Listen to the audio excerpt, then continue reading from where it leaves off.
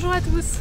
Bonjour, bienvenue, merci de nous retrouver sur notre chaîne YouTube. Aujourd'hui, grosse vidéo puisque nous recommençons une saison d'Ultimate Cup Series A avec notre nouvelle 991 GT3, une phase 2 équipée d'un Power Package Dundon full complet. Allez, c'est parti, on commence un week-end.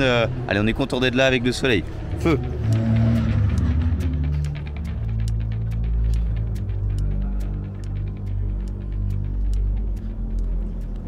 Pour situer un petit peu les choses, on recommence cette saison en sprint comme l'année dernière et bon, ça va être de la même catégorie puisque nous roulons toujours en Porsche. Alors je reviens des vérifs administratives qui sont tout en haut.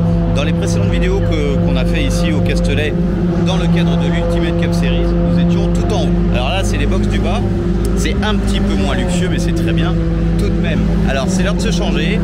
Le sprint, qu'est-ce qui a changé cette année? L'année dernière il y avait 4 courses de 25 minutes, cette année on a 3 courses, 2 de 25 minutes et une de 50 minutes, ce qui privilégie le fait de pouvoir rouler à 2 pilotes, une course de 25 minutes chacun et une course de 50 minutes divisée par 2 avec un arrêt au stand obligatoire, mais tout ça vous allez le découvrir pendant le week-end.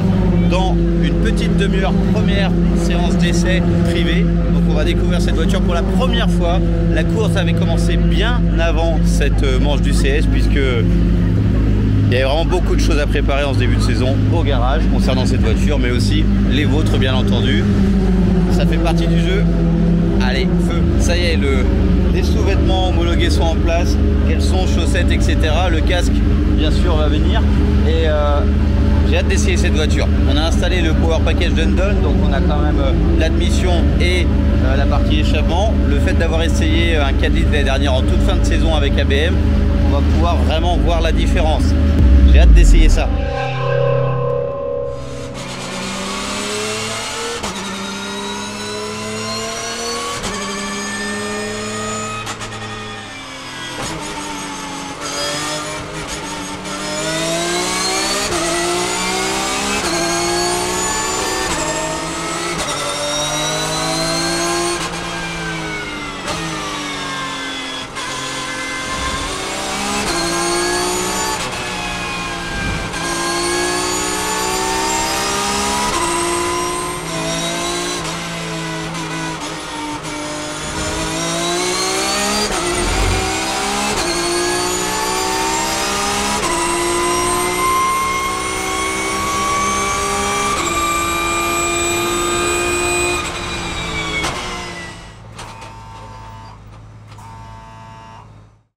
Concernant vraiment les performances de la voiture, le châssis, on a essayé l'année dernière au Mans avec l'équipe ABM, la 991 GT3 Cup Phase 2, et là avec le kit Dundon, elle marche beaucoup plus fort. On avait les retours d'un client qui faisait de la course de côte, même passage au bord de l'autre voiture, là même au garage, 50 chevaux, c'est fou. Sur une voiture de course, là où on est toujours dans les tours, on a besoin de coupe, puisque le 3,8 litres avant, la phase 1 en manquait vraiment, c'est impressionnant, il va falloir se réadapter.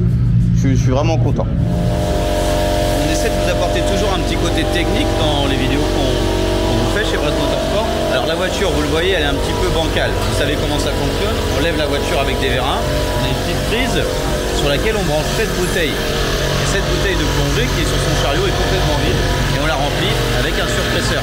Alors le surpresseur, hein, c'est un truc très simple. Ça sert pour la plongée, ça peut servir pour le airsoft, pour remplir les pistolets à billes. Et en fait, c'est ça qui va servir à monter la voiture. C'est énormément de pression. Ça peut être assez dangereux, mais bon, tout est neuf, tout est contrôlé. J'espère que j'avais pas de chocolatine dans les dents. Direction le briefing.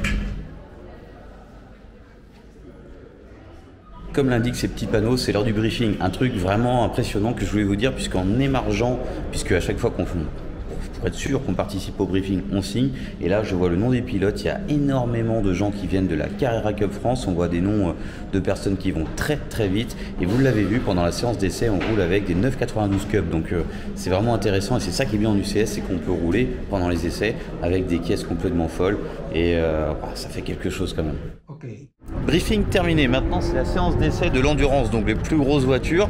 Il y a beaucoup de 992, c'est super intéressant, mais il y a aussi... Ça c'est une 992 GT3. Ça aussi c'était une 992, mais il n'y a pas eu la même explosion, c'est rigolo. Alors il y a de grosses voitures en Ultimate et c'est ça que j'adore. J'ai hâte de retrouver cette ambiance, c'est que le début. Séance d'essai de l'endurance comme je vous le disais, et j'ai hâte de découvrir combien nous allons être sur la grille de départ et quel type de voiture, puisque c'est vrai que d'avoir un niveau comme ça qui augmente, ça nous tire un petit peu vers le haut et c'est ça qui est intéressant. Alors on prépare la voiture. Ce week-end, n'oublions pas non plus ceux qui nous donnent un coup de main. On a Jules qui est caché sous la voiture et Thomas qui est en train de faire quelques petites emplettes au niveau de chez Michelin, puisque les pneus ça va être... Ça c'était une RS01. Les pneus, et ça va être le nerf de la guerre, puisque je vous l'ai dit tout à l'heure, on a une course de 50 minutes. Il va falloir vraiment ménager ses pneus parce que chez Bresse Motorsport, on limite le budget. On a beaucoup travaillé cet hiver pour le sponsoring, les partenaires, etc. Mais je pense que ça devrait suffire. Alors, un train qui est celui qui est un pneu d'occasion qui va servir pour les essais. Ils ont fait ceux de ce matin, ils feront ceux du début d'après-midi. Ensuite, 2 qualifs avec des pneus neufs et une course à 19 h ce soir. Une course de 25 minutes. Donc, après-midi très intensif. Notre échappement est fraîchement en place, donc on vérifie tous les serrages. Et vraiment, je suis content. Elle fait pas le même bruit que le 3,8 litres. Manon me l'a fait remarquer et un peu déçu de ne pas entendre cette Porsche qui sonne un petit peu plus aigu et qu'on préférait. Mais ça marche beaucoup plus fort parce que c'est un 4 litres.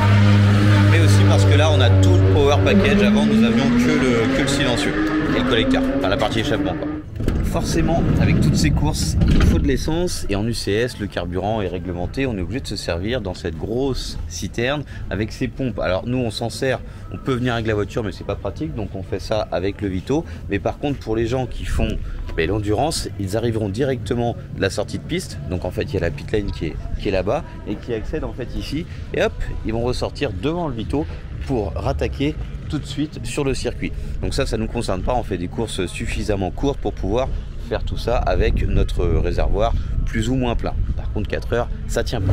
Petit bug d'inscription, on vient de perdre notre fétiche numéro 28, ça faisait plus de 4 ans qu'on l'avait sur la M4 et avant sur l'autre 991 Cup.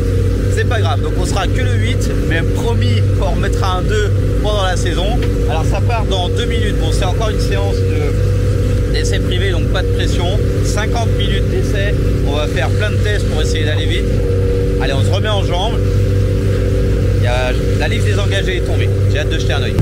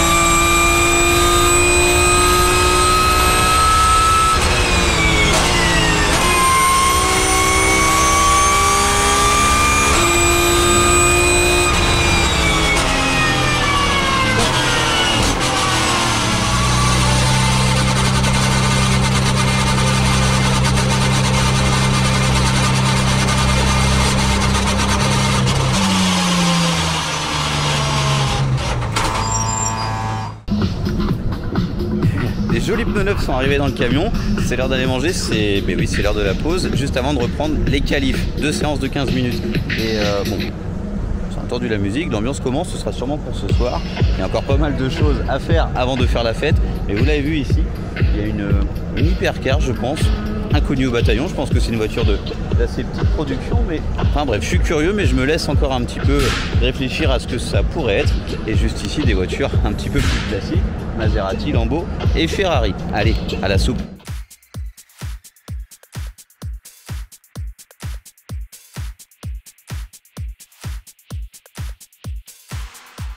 Pause terminée. Alors, c'est toujours, enfin chaque minute, chaque instant, on essaie d'optimiser, de penser à quelque chose. Et un truc tout bête, ce matin, j'en ai pas parlé, mais on en avait beaucoup parlé l'année dernière, c'est la position de conduite dans le siège. Alors, ce nouveau filet m'empêche de vraiment bien vous montrer, mais si vous voulez, ici, il y a en fait des mousses qui sont bleues. Et en fait, chez Recaro, il y a plusieurs tailles de mousses qui sont proposées. C'est hyper important d'être à l'aise, surtout ici, on a la grande courbe de cygne et juste après le double droit du bosset qui est vraiment très contraignant. Et je peux vous garantir que ce matin, je me sens bien plus à l'aise dans cette voiture grâce à ces petites mousses toutes neuves et plus épaisses, toutes neuves. On va profiter aussi de ce créneau, alors peut-être pour monter les pneus neufs puisque ça va être les qualifs, c'est même certain, mais on va aussi faire un petit peu d'analyse des tours de ce matin pour voir où est-ce qu'on peut gratter un petit peu de temps, même si je sais déjà là où je fais de grosses erreurs. Mais une fois qu'on aura lissé les grosses erreurs, il en restera tout le temps, il y a tout le temps une marge de progression possible. Ce que vous entendez juste derrière, c'est la grosse catégorie endurance, les LMP2 et LMP3, donc des protos, ça vous parle pas forcément, mais alors plus je les regarde, plus il y a un condensé de technologie et une efficacité pour ces voitures, et le bruit.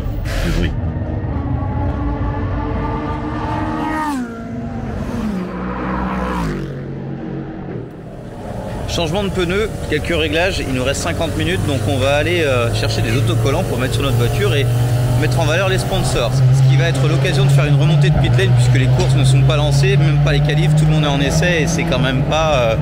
c'est beaucoup moins dangereux maintenant parce que tout à l'heure là, il y a des shorts qui vont être taillés.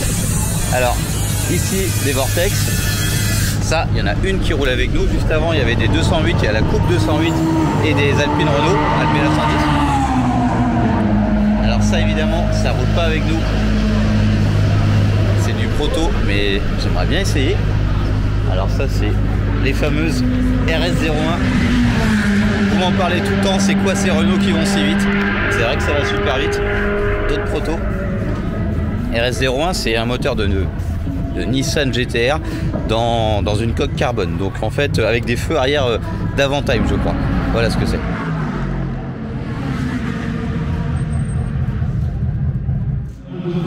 Une LMP2, les voitures dont je vous parlais tout à l'heure, là vous l'avez vu de près, vous entendez ce ronronnement. Alors là c'est intéressant, c'est le team Pierre Martinet Almeras, donc de la Porsche 992 GT3, il y en a deux. Je ne sais pas si vous avez entendu la blague de Manon, mais elle disait il y a également du taboulet. Et effectivement, il y en a beaucoup. Et c'est un petit peu le produit phare de Pierre Martinet, on dirait. Alors les 992, je vous en montre pas plus, vous l'avez découverte dans la vidéo de Porsche Lorient quand on allait chercher la nôtre. Donc maintenant vous savez comment c'est fait, maintenant il n'y a plus qu'à essayer, un jour on espère.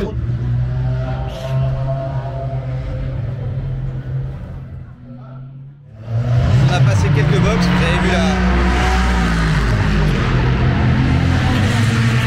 vous avez vu la Ferrari de David Hallyday, forcément ils ne roulent pas tout seuls dessus, ils sont 3 pour la course d'endurance. Après vous avez vu une Mustang, alors ça roule en endurance également, ça roule pas avec nous, mais alors vous avez pu apercevoir sous le capot beaucoup de tubes, ça n'a rien à voir avec le côté Mustang routier. Alors on sait, ça a changé, mais c'est des voitures qui sont pas très rigoureuses à la base. Là quand même je pense que ça doit faire un petit peu le boulot vu la hiérarchie, la structure et le moteur qui a été vraiment mis tout bas comme ça. Curieux d'essayer.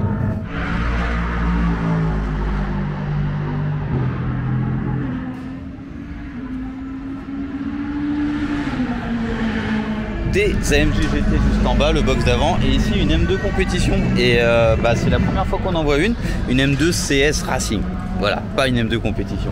Et je crois qu'elle roule avec nous, donc on va pouvoir voir un petit peu le chrono que ça fait. Ici, ça j'aime bien ça. Deux Lambeaux.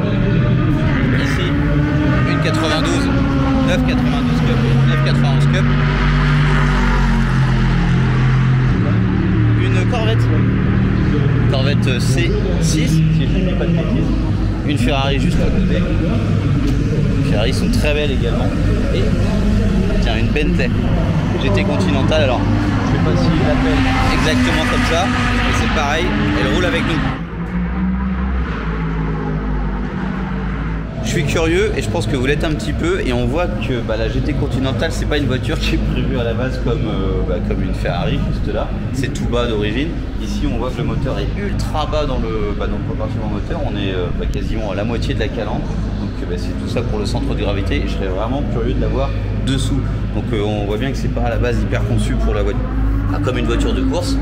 Par contre ici on a carrément des sorties latérales avec l'échappement qui sort et qui se termine juste ici. Alors je vous montre les freins et les amortisseurs bien sûr, hein, c'est hyper high tech, on voit l'arceau qui ressort ici. Alors je suis curieux, je pourrais pas tout vous montrer, mais les amortisseurs et les freins Alphan ultra light, carbone partout. Allez, on termine la pit lane avec une Lambo qui roule avec nous et une Ferrari également. Ensuite quelques RS01. Ce que vous voyez juste là, c'est des Funio. Alors les Funio, c'est marrant parce que c'est un véhicule qui est fabriqué, enfin c'est une voiture de course qui est fabriquée en France, c'est français, et l'écurie HMC est quasiment une des plus grosses écuries dans cette coupe de marque, et bretonne, l'OEAC, le petit circuit sur lequel vous voyez pas mal de nos vidéos. On va dire que c'est la proximité pour s'amuser. Alors on vient de terminer les datas et maintenant on me met un tout petit peu gentiment la pression, il reste 5 minutes avant de partir. Alors on regarde.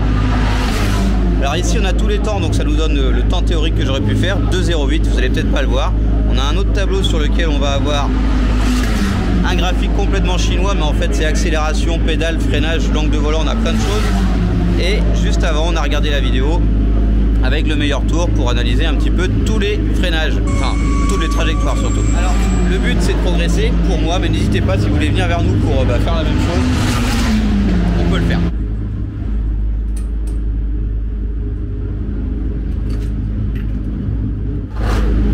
C'est vous qui prenez le départ de la qualif. Alors trêve de plaisanterie, même si j'ai une belle cagoule, c'était juste pour pouvoir freiner la voiture et serrer les roues une dernière fois pour être sûr de ne pas les perdre. Allez, on met son casque, on se concentre et on fait un chrono.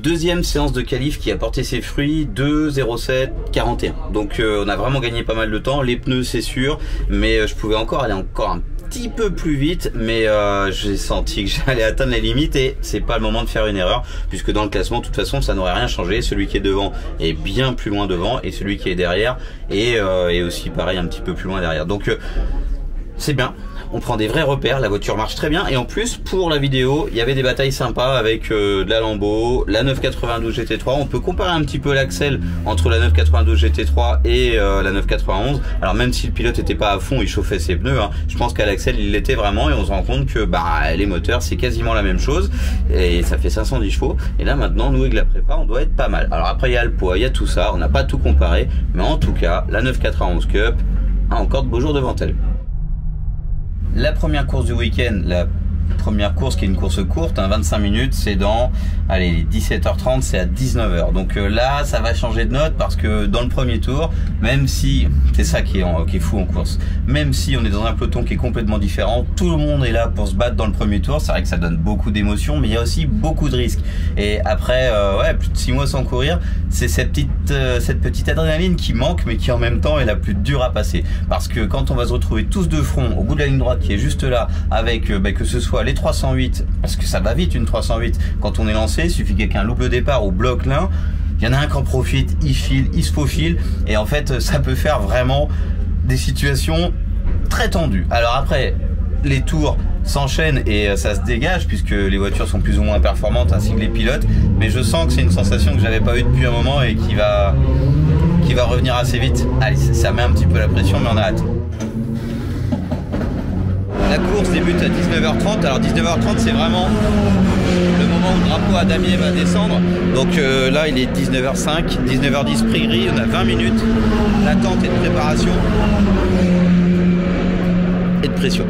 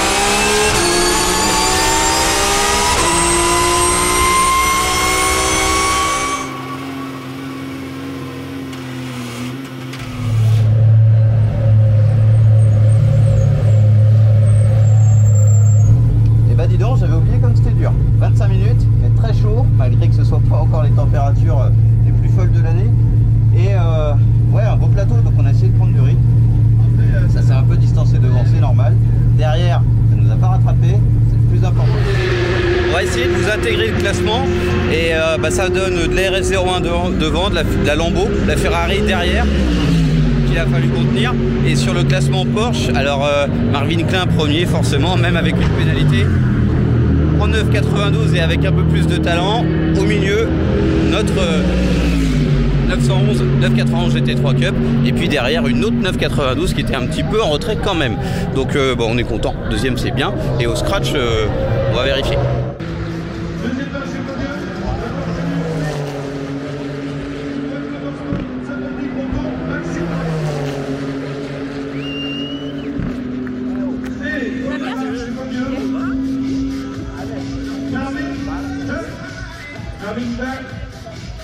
Numéro 7. Bravo. C'est le découvert. Oh les gars,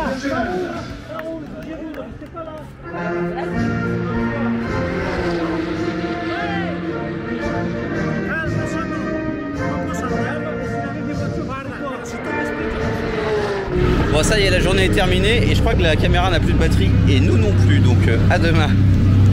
Course 2 et course longue.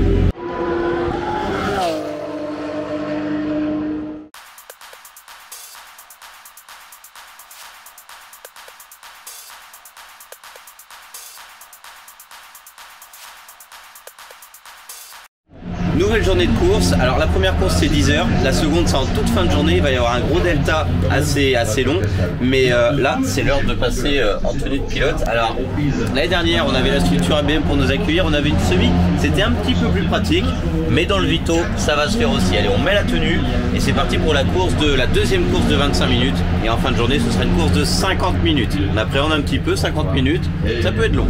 La voiture est toute prête, on revient du camion Avia, donc la citerne, on a été faire le refueling, c'est reparti, 25 minutes, donc on va repartir avec une quantité, on va partir à peu près avec la même quantité qu'hier, c'est-à-dire à peu près la moitié du réservoir. Ce soir pour les 50 minutes, on faisait des courses de 40 minutes en TTE il y a plus de 2 ans, ça va être une nouvelle dynamique à reprendre et ce qui est intéressant dans les courses d'endurance, c'est du semi-endurance, mais c'est notre course d'endurance dans le sprint, et on a un arrêt au stand obligatoire avec une fenêtre à respecter et ça met un petit peu de challenge parce qu'il peut facilement y avoir moyen de se prendre une pénalité et se retrouver complètement déclassé. Donc ça aussi ça va jouer beaucoup, mais ça ce sera ce soir. En attendant on se concentre, la voiture est toute belle, on a tout checké, avec notre petite équipe on va réussir à faire quelque chose de sympa je l'espère tout au long de ce week-end.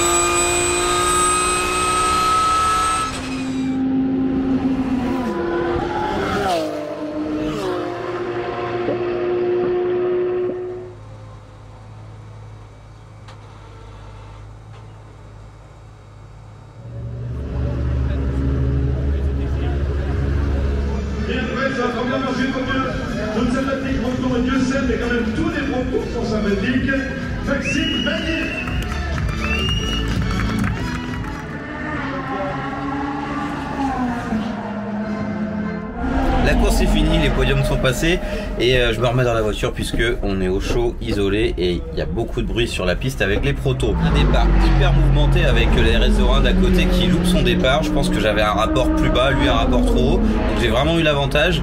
Malgré tout, elle a essayé de faire un freinage de l'enfer. C'est pas passé, j'ai pas pris de risque, je me suis remis derrière et après un petit peu plus loin il y a eu un contact entre deux RS01. Donc ce qui fait que je me suis retrouvé plutôt tout seul. On était en deuxième position derrière la Ferrari, une 992 GT3 Cup qui faisait un peu de forcing devant, juste derrière pardon, et ça c'est ce qui a mis un petit peu la pression. On sent vraiment que la voiture se dégrade. Je le rappelle, c'est un championnat et un format sprint qui est prévu pour mettre 8 pneus neufs et nous passons 4 pneus neufs par manche, donc pour les 3 courses en fait.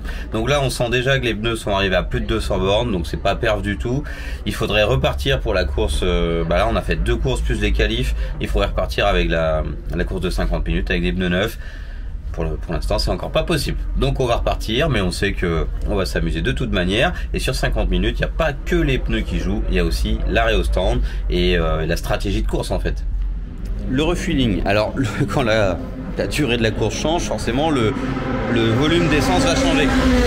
Alors on a un très grand réservoir quand même, on a 100 litres de capacité d'essence, donc on va tenter le 90 litres. Alors ça paraît beaucoup, mais en même temps 50 minutes à fond, la voiture consomme quand même pas mal et on préfère avoir une grosse marge de manœuvre. Alors il y a ça, on bosse là-dessus et puis on essaie aussi de bosser sur le côté pneus et châssis de la voiture, les réglages, parce que vraiment il faut qu'on contienne l'usure des pneus pour pouvoir tenir ces 50 minutes et avoir une voiture qui se dégrade pas trop.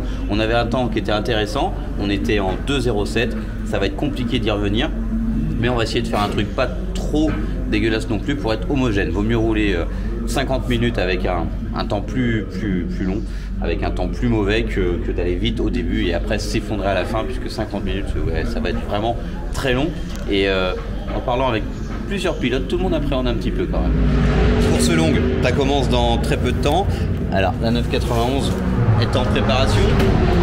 On a passé une partie de l'après-midi à faire du data avec de l'ordinateur, analyser un petit peu ce qu'on peut améliorer et vraiment on se préoccupe des pneus. Donc 50 minutes, un arrêt au stand, il faut gérer ça. Alors notre équipe se compose de 4 personnes. Alors Jules, Thomas qui est encore absent décidément, Manon et moi. Et alors le rôle de chacun là va être super important pour cette dernière course. Pour gérer la voiture, bien sûr ce sera Jules, le mécanicien. On a Manon qui est la team manager qui va s'occuper de la radio et de me donner les ordres et puis les informations. Et c'est aussi elle qui va prendre les décisions de rentrer à quel moment ou pas en pit lane pour faire le temps de pause.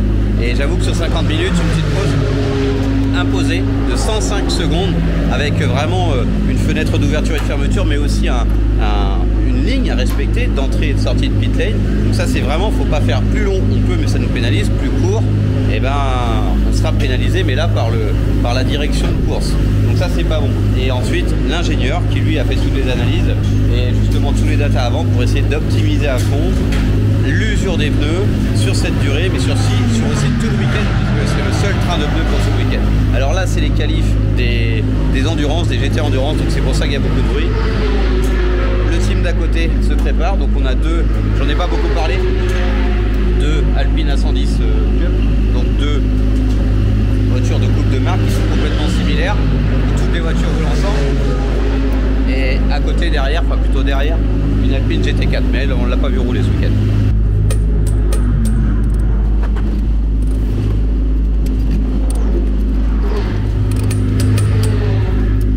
Alors je viens d'expliquer à tout le monde que vous étiez team manager. C'est quoi team manager? Bon, toujours pas décidé à prendre le rôle de pilote en tout cas. Alors ça peut paraître rigolo, mais tout le monde, alors déjà sur les réseaux sociaux de manière générale, tout le monde demande Manon au volant et de manière générale avec plus de mise en avant en fait.